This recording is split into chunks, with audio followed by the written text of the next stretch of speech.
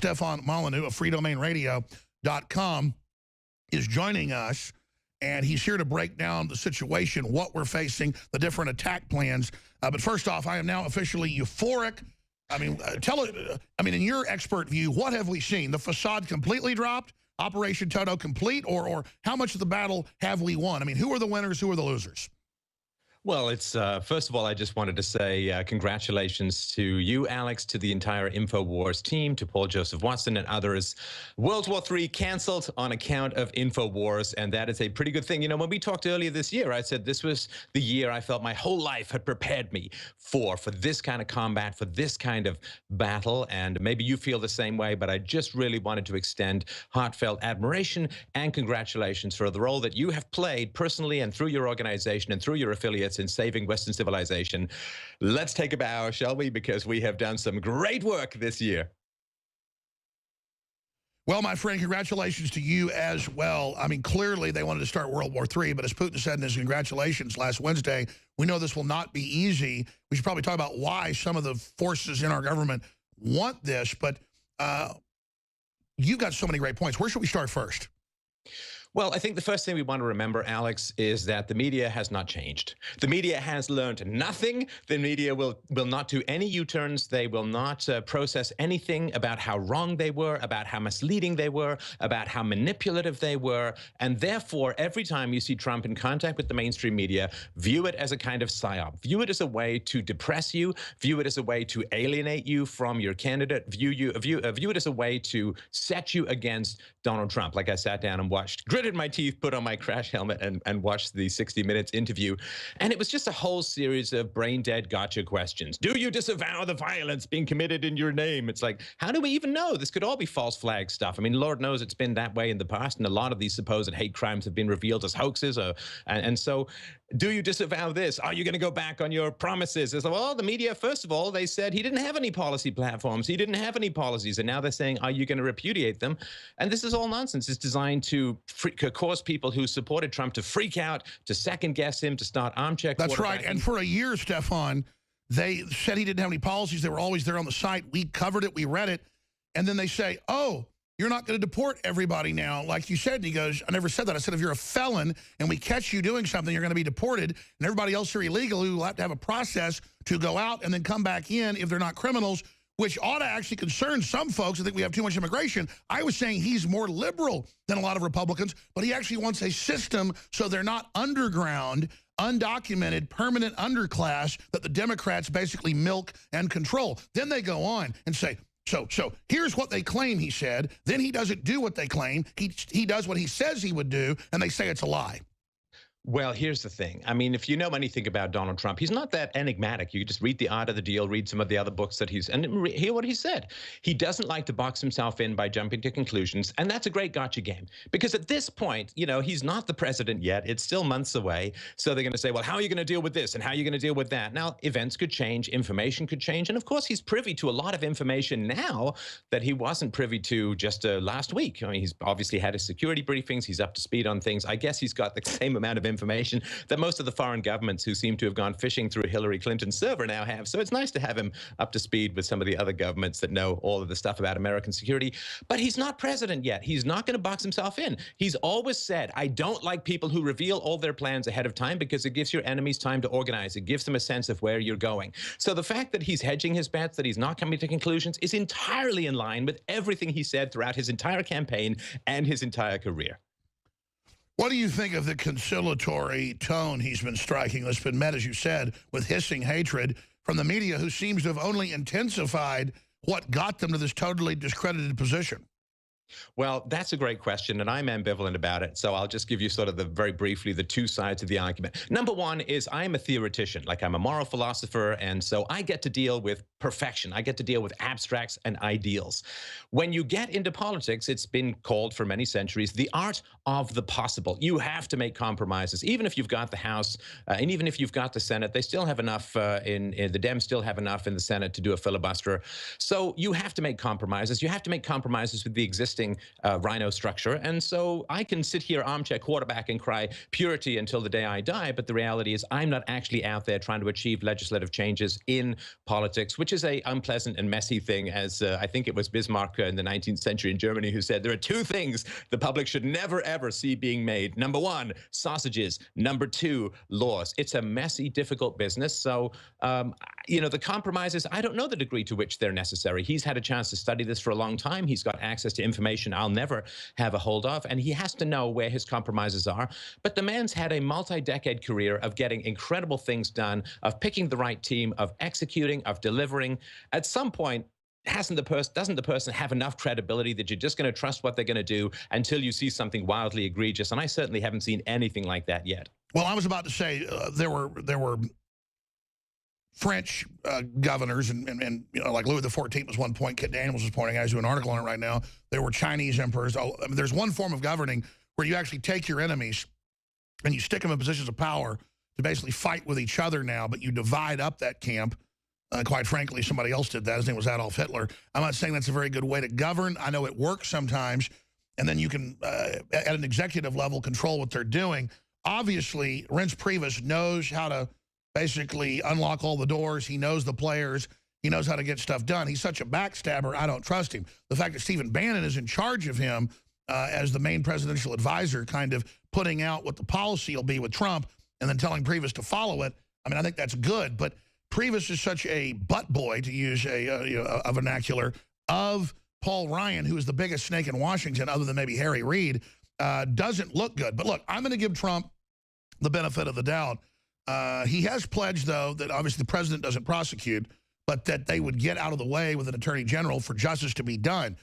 Now, I talked to him about that on Friday. That's private. I'm going to leave that at that. But he said in the 60 Minutes piece that, look, I want to focus on making the country successful. I want to move forward. I get not opening old wounds, but at the same time, he's got to do what he's got to do. I mean, I think the biggest litmus test for this, tell me if I'm wrong, he's got to appoint really good constitutional judges, not just obviously the Supreme Court, but other federal appointees, and we're going to have those popping up in just a few months. He'll be in 66 days, and there's a bunch of resets, appointments, and stuff that are just waiting that have been held up. That'll be the first big litmus, judges.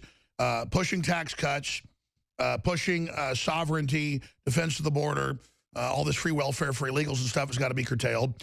And then also, it really is a good attorney general that goes after the Clintons and the whole Soros crime network, because they're never going to stop coming after Trump. Look what they're doing right now until he does that. So then going after them also puts them on the defense instead of them always trying to shut down the beachhead we have to restore the Western world.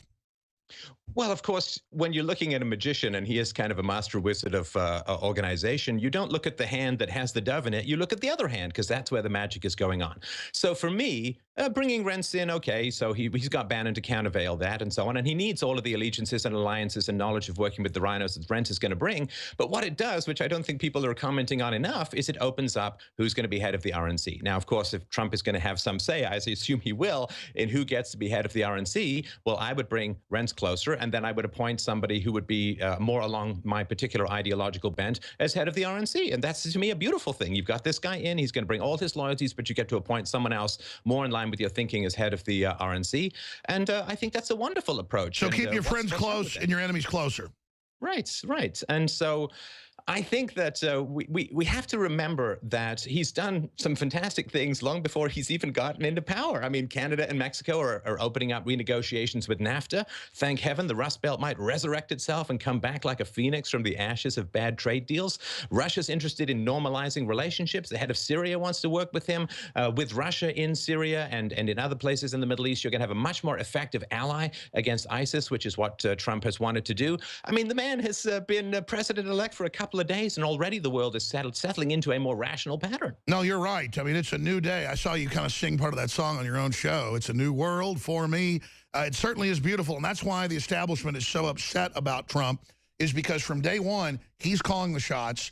I happen to know for a fact from people that are close to him, he is working 20, I actually worry about him at 70. He's such a Trojan, such a Herculean. 20 hours a day. And when I talk to him, and I'm not name dropping, it just shows what he does. On Friday, for, I mean, a lengthy conversation, less than 10 minutes, but it was almost 10 minutes long. It was a real conversation. He wasn't just patting me on the back. He had real questions. I had real comments. I had real things I was saying. And I said, sir, you're so busy, you probably have to go. And he goes, yeah, I am pretty busy.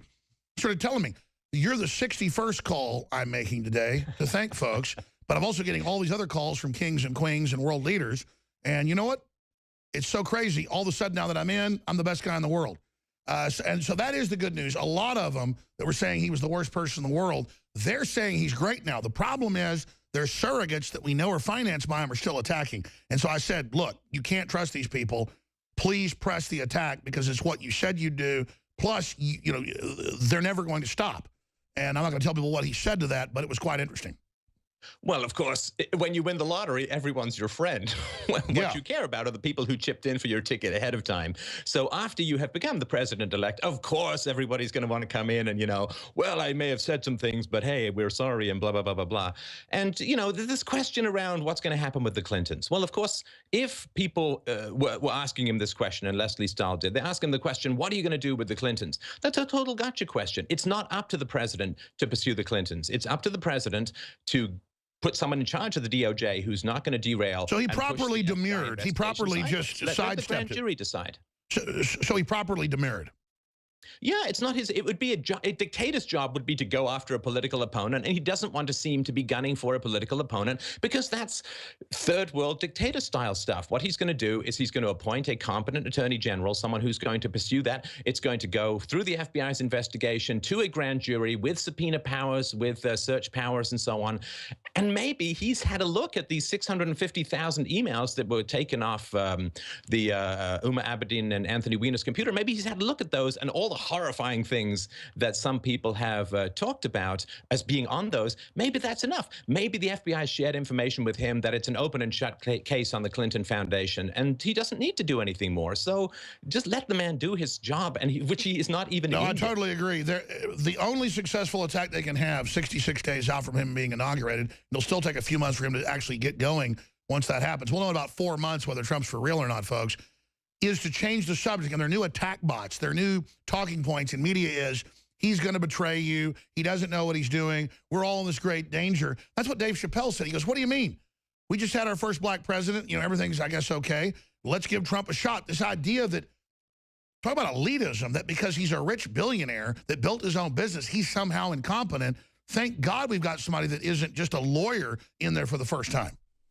Well, isn't it beautiful that after the mainstream media plays the race card and plays the gender card and plays the gay card, America just turns around and says, boom, Trump we're card. playing the Trump card, and we take the House.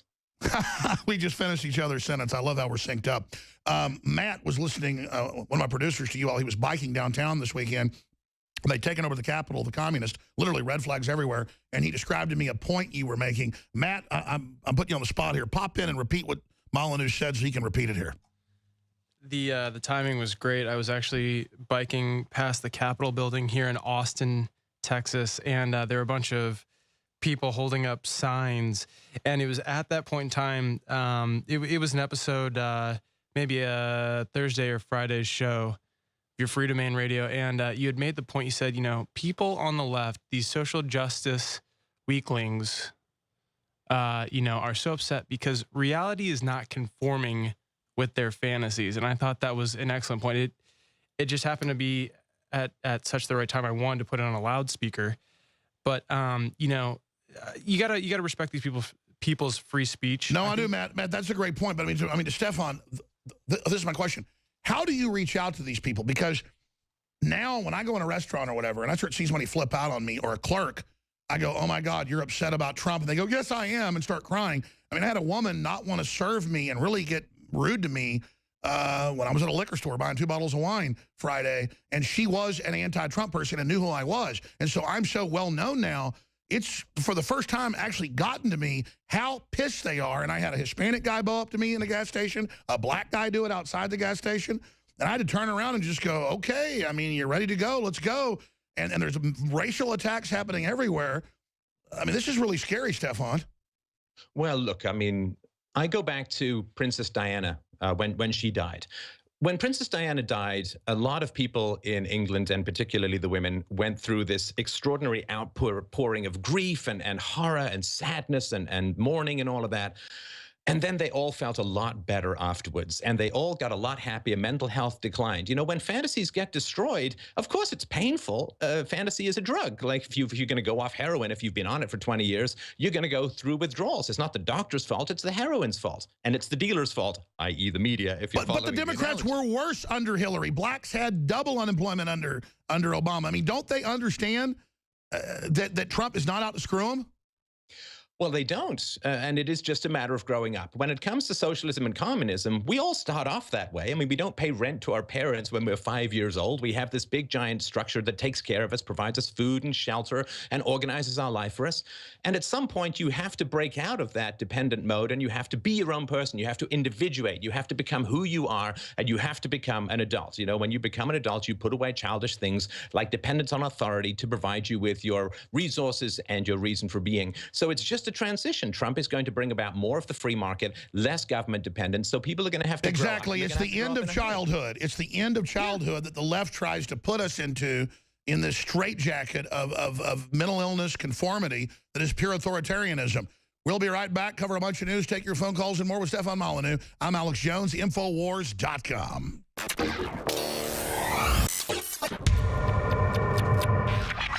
Look, I'm not going to sit here and say, see, I told you so, that communist Chinese-style net censorship was coming to the web, because it's already here. It's being announced. The way you keep the internet open and free is you get involved more than ever. Go to Infowars.com/app. A new battleship in the fight. Infowars Live, available right now. We're looking for a crew to man it. You going to sit down and play games and be a trendy? Or are you going to be part of history? Don't sit by and let the internet and free speech be stolen from you. Take action.